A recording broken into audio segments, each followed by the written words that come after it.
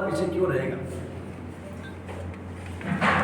Sir 33% reservation के हिसाब से 200 विधानसभा सीटों में 66 सीटें राजस्थान में महिलाओं के लिए आरक्षित कर दी। उनमें से एक भी कम ज्यादा हो नहीं सकती है।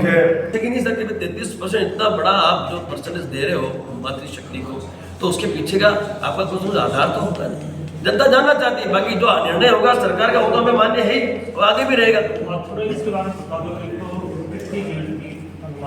किया जाए एक देश एक कानून की हमने बात की, सनातन समाज नागरिक संहिता की हमने बात की, मठ मंदिरों पर से सरकार का अंकुश खत्म करने की हमने बात की, सभी भूतपूर्व सैनिकों, अर्धसैनिक बलों और शहीदों के परिवारों को आर्थिक सहायता और सरकारी नौकरियों में प्रधानता दी जाए। साथ ही एट्रोसिटी का विरोध नहीं कर रहे हैं, किंतु एट्रोसिटी के दुरुपयोग को रोकने के लिए कड़े कानून का गठन हो और प्रोत्साहन राशि तुरंत प्रभाव से बंद कर गिरफ्तारी जांच के पश्चात की जाए। और आरक्षण का भी कोई विरोध नहीं, किंतु आरक्षण की समीक्षा हो, क्रिमिनल का प्रावधान हो, ताकि जरूरतमंद वंचित लोगों तक इसका लाभ हो सके। और आरक्षण का प्रावधान आर्थिक आधार पर ऐसी 25 सूत्री मांगों को लेके हम लोग उस दिन मैदान में उतर रहे हैं, जिसमें हमारी मुख्य मांग है सत्ता में भागीदारी और क्षत्रिय कल्याण बोर्ड का गठन। सीएम का चेहरा तो क्या है, हमने तो राष्ट्रीय राजनीतिक पार्टियों से ये कहा कि जो भी राष्ट्रीय राजनीतिक पार्टी क्षत्रियों को ज्यादा से ज्यादा प्रभुत्व या प्रधानता देगी इस विधानसभा चुनाव में, उसको खुलेआम समर्थन करेंगे। 75 विधानसभा सीटों की हमने मांग की, जो भी राष्ट्रीय पार्टी 75 विधानसभाओं पे हमें प्रभुत्व देती है, प्रधानता देती है, उसको खुलेआम समर्थन करेंगे। अगर मांगे नहीं मानेगी तो सब निर्दलीय खड़ा कर देंगे। चमत्कार के बिना नमस्कार नहीं है, हमने निर्दलीय की भी तैयारी की है। जिन जिन विधानसभाओं में हमारी भरपूर संख्या है, जिनकी हमने मांग की है, उन विधानसभाओं में यदि हमें उपेक्षित किया जाता है तो इस बार उम्मीदवार निर्दलीय खड़ा कर दिया जाएगा और चमत्कार दिखा दिया जाएगा। चमत्कार के बिना नमस्कार नहीं। हम चाहते हैं कि राष्ट्रीय राजनीतिक पार्टियां जो क्षत्रियों की उपेक्षा सालों से करती है, उपेक्षा बंद करें। भाई हमने कैडर तैयार कर दिया है, गांव-गांव कैडर तैयार है। आपको जातीय समीकरण की आवश्यकता है। आजादी से आज तक आपने जातीय समीकरण के आधार पर टिकटों का वितरण किया, हमने टिकटों का जातीय समीकरण स्थापित कर दिया, तो अब हमें भी तो एक मौका मिलना चाहिए। हम भी जनता की सेवा करना चाहते हैं। अखंड भारत की स्थापना के लिए क्षत्रियों ने तो सब कुछ तो निछावर कर दिया। अब हमारा समय है, हमें भी सत्ता में भागीदारी चाहिए और हम भी जनता की सेवा करना चाहते हैं। सर, कड़े कानून किस प्रकार के चाहते हैं आप?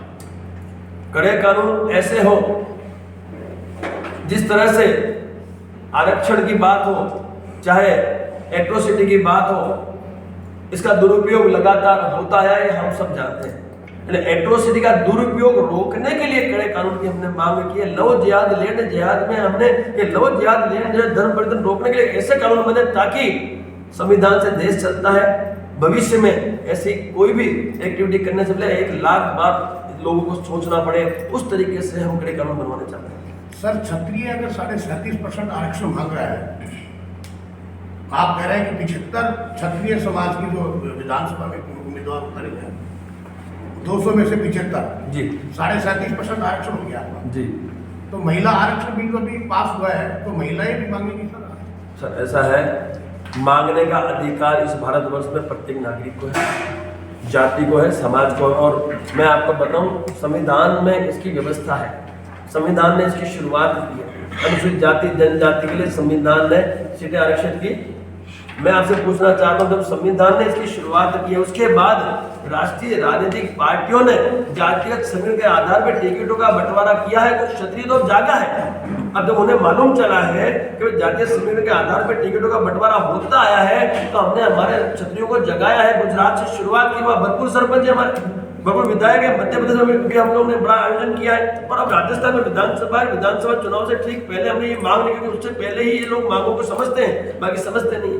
तो यदि जातीय समीकरण के आधार पर टिकटों का बंटवारा होता आया है, तो हमने कोई गलत मांग तो रखी नहीं है। 75 ऐसी विधानसभा है, उन विधानसभा हमारी भरपूर संख्या है, उसमें उपेक्षा होती है ये। और हमने कहा किसी को रोका है?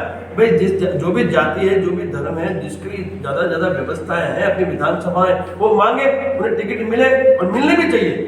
आज समीकरण आप समझिए, आज राजस्थान में जिस तरह से जाटों को प्रभुत्व काफी मिला है, वैसे पटलों को मिला है गुजरात में हमें, तो उनकी एकता का तो उनको लाभ मिला, तो उनसे हमने सीखा। हम इच्छा नहीं करते किसी से, हम तो सीखते हैं। सीख के अभी हमने भी कैडर तैयार किया, अब हम हमारे समाज के लिए सीट मांगते हैं। सर, इस व्यवस्था को तो अभी केंद्र सरकार ने खत्म करने की कोशिश की है महिला आरक्षण के माध्यम से, कि उनको 33% आरक्षण दिया है, उसमें किसी कैटेगरी को उन्होंने शामिल नहीं किया है। सब आप ये बड़ी अच्छी बात है कि आरक्षण में आरक्षण की व्यवस्था नहीं होनी चाहिए। आरक्षण में मातृशक्ति को 33% आरक्षण की बात की गई, मिस आरक्षण मातृशक्ति चाहे किसी भी जाति से हो वो मातृशक्ति है। उसी तरह से हम तो कहते हैं कि आर्थिक आधार पर आरक्षण की व्यवस्था हो जानी चाहिए। 70 साल हो गए हुकुम, वंचित ही है। क्रिमिनल का प्रावधान होगा तो वंचित को उसका लाभ मिल जाए और आरक्षण का कहीं न कहीं खत्म हो, आरक्षण कभी कहीं खत्म हो। इसलिए हमारा जो विजन है वो देश हित में, जो हमारे देश के जो युवा है, जो प्रतिभाशाली जो युवा है वो कहीं ना कहीं इसका भोग बन रहे हैं। इसलिए हम नहीं चाहते कि देश के प्रतिभाशाली युवा और देश के लोगों में आपसी कोई मतभेद पैदा हो। इसलिए हम लोगों ने ये कहा है कि आरक्षण की व्यवस्था आप की है, आपने उसका सम्मान है, लेकिन वंचित आदि वंचित के 70 साल हो गए वंचित ही है, तो कहीं ना कहीं कुछ ना कुछ ऐसे त्रुटियां दूर की जाए और उसमें क्रिमिनल का प्रावधान हो, ताकि एक व्यक्ति जो इसका लाभ ले लिया उस गरीब परिवार का दूसरा व्यक्ति इसका लाभ ना ले सके। इसका कुछ प्रावधान सरकार को करना होगा ताकि इस आरक्षण का जो व्यवस्था है वो आर्थिक आधार पर हो जाए और गरीबों को इसका लाभ मिल सके। व्यवस्था अगर बाकी बचे 67% देश के पुरुषों के लिए अगर कोई रिजर्वेशन कैटेगरी सरकार खत्म करती है, मतलब 67% पुरुषों के लिए और 33% महिलाओं के लिए विदाउट रिजर्वेशन, आप इस बारे में क्या कहेंगे? ऐसा सर, मैं सबसे पहले तो यही कहना चाहूँगा कि आरक्षण की आवश्यकता ही है इस देश में। ये तो एक सुविधा है, आरक्षण की सुविधा है, सरकार के द्वारा दी हुई सुविधा है। जैसे